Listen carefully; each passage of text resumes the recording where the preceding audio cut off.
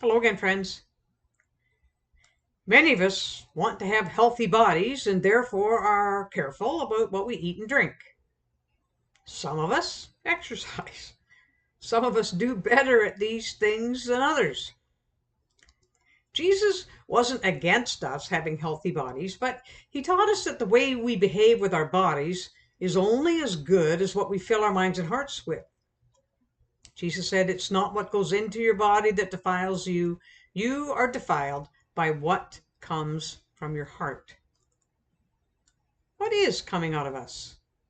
What kind of thoughts and desires do we have when others do things we don't like or agree with?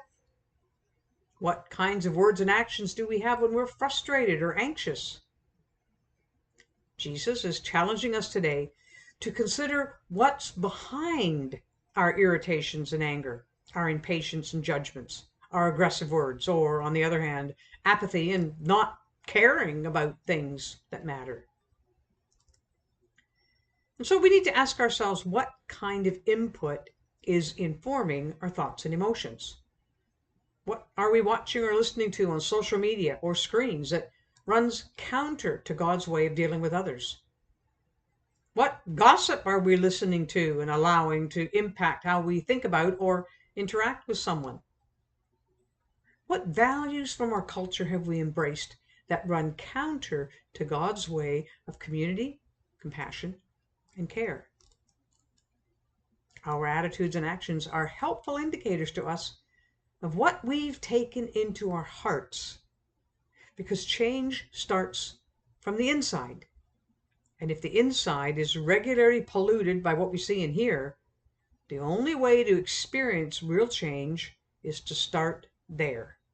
Input, output.